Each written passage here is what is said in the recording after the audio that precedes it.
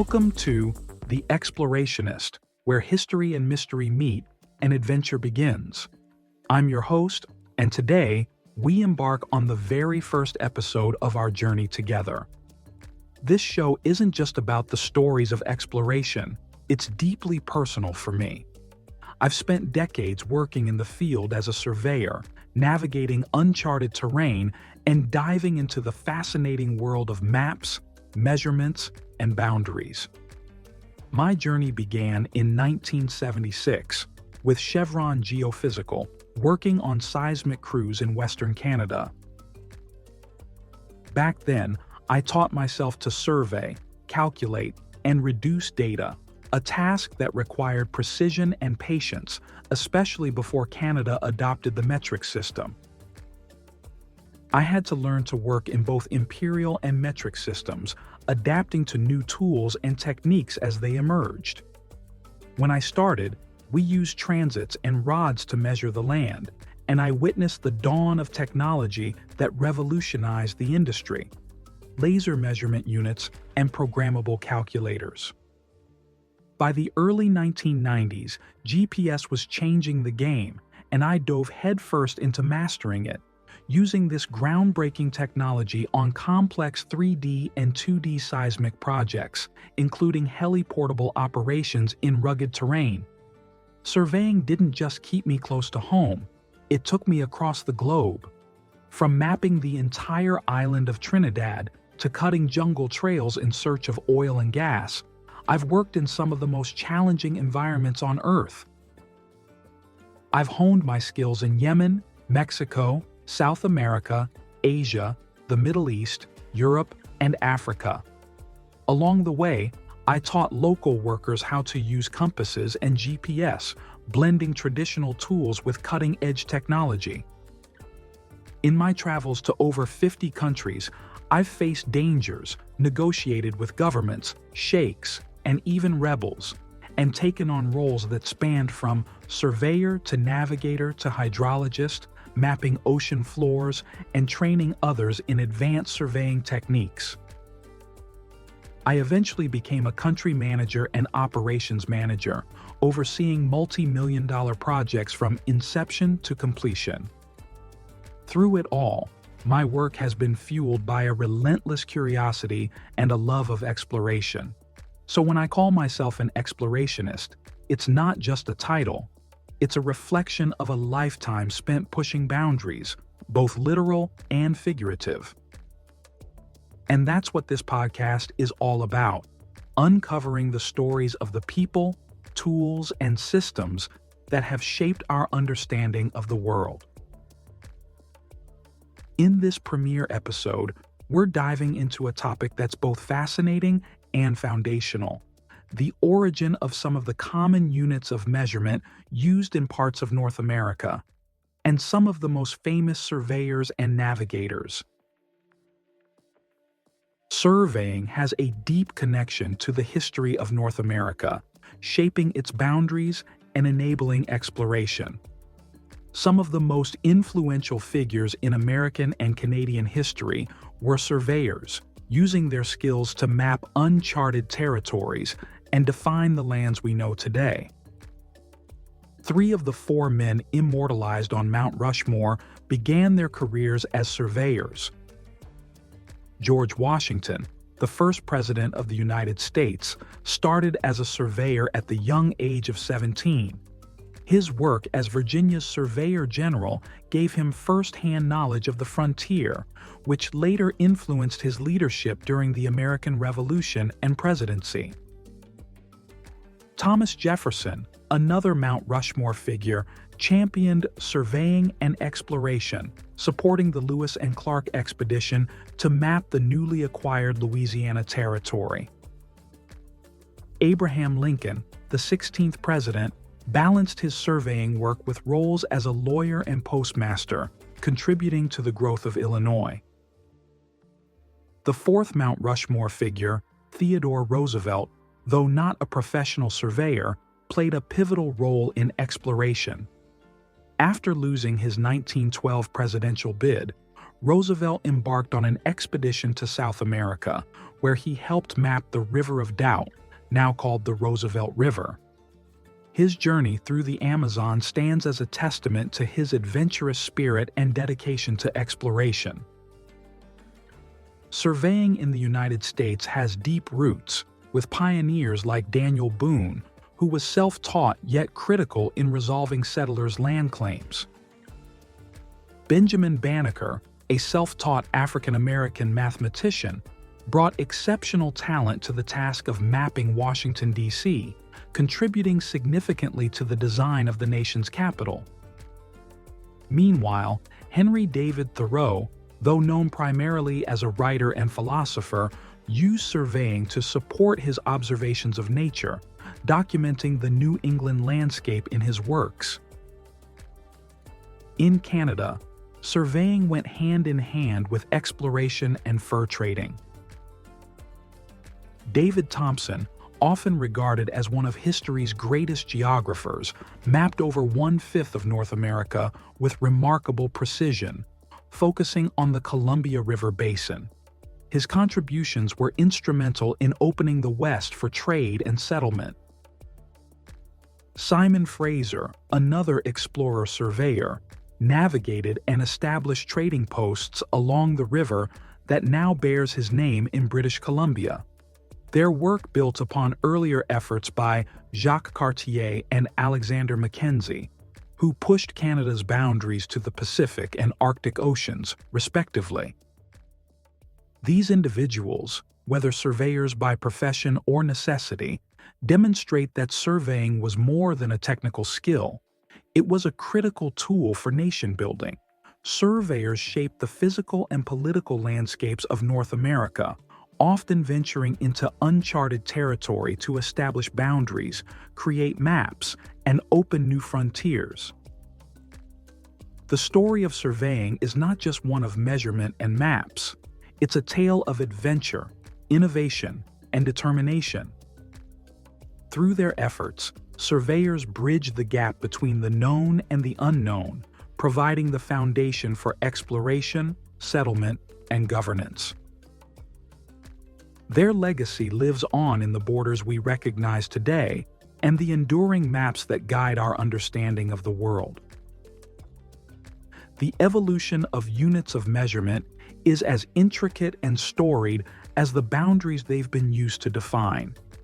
In North America, the diversity of measurement systems reflects a patchwork history influenced by European colonization, indigenous practices, and later, independent innovations. I'll delve into this fascinating world of measures, starting with the English system that was widely adopted in the United States after independence. This system, rooted in centuries of English tradition, included feet, inches, yards, and miles, all calibrated to standards that were sometimes more symbolic than practical. For instance, the mile, at 5,280 feet, was a derivation of the Roman mille passus, or 1,000 paces, adapted to English needs with an extra twist of precision. One might wonder, how tall was this Roman whose paces defined the measure? Would a taller Roman have added a few extra feet to our modern mile? Perhaps, but history doesn't say. Meanwhile, in the southwestern United States, remnants of Spanish influence persisted in the form of the vara. This Spanish unit of measure, roughly equivalent to 33 inches, was used in land grants and surveys during the colonial period. Even after the United States acquired these territories, the vara continued to appear on maps and in legal descriptions, a testament to the enduring legacy of Spanish rule. This multiplicity of measurement systems made surveying and mapping in the young United States a uniquely challenging endeavor. Adding yet another layer to this complexity was the use of the chain. Surveying chains, such as Gunter's chain, were integral to land measurement in both the United States and Canada. Comprised of 100 links, a chain measured 66 feet, a seemingly arbitrary number that in fact had practical roots. The chain's length was designed to facilitate easy conversion. 10 square chains equaled an acre, a unit critical for agricultural land distribution.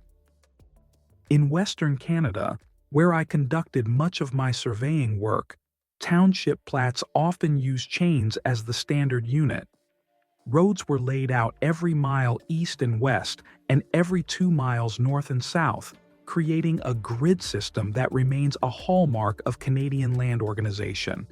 The mile at 5,280 feet or 80 chains became a foundational measurement in this system. Despite the dominance of the U.S. foot and chain in much of North America, the metric system has made significant inroads, albeit selectively. In the United States, metric units are commonplace in scientific research, the military, and international events like the Olympics. Soft drinks are sold in liters, yet distances on roads are measured in miles, and building dimensions are given in feet and inches. This duality reflects a broader cultural ambivalence towards the metric system, one that prioritizes practicality over uniformity. Imagine the confusion of a metric aficionado driving in the U.S. How many liters of fuel will I need to cover these miles? It's enough to drive anyone to drink, in liters, of course. One key milestone in the story of American measurements was the Mendenhall Order of 1893, which officially redefined the yard in terms of the metric system. Specifically, the United States adopted a yard equivalent to exactly 0.9144 meters, aligning its measures with the emerging global standard while still maintaining its distinct U.S. customary system. This redefinition also preserved the U.S. foot as 1/3 of this yard, leading to a subtle but enduring difference from the British imperial foot.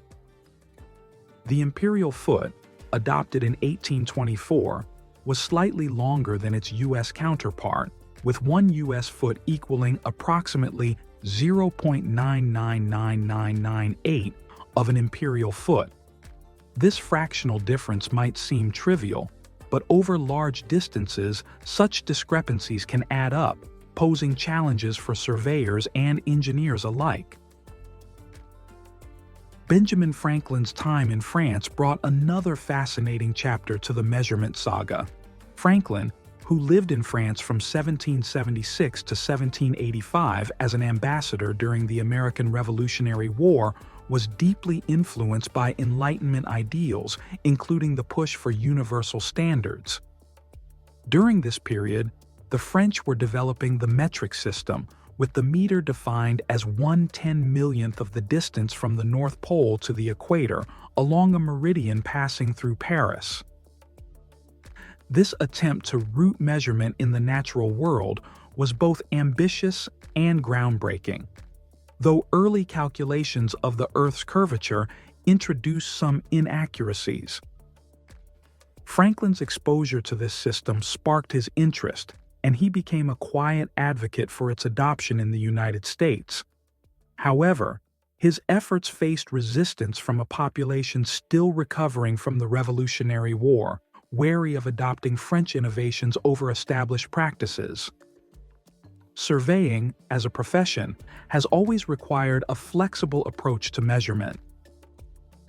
In my career, I've encountered maps that reference a dizzying array of units: feet, chains, varas, miles, and even latitude and longitude coordinates.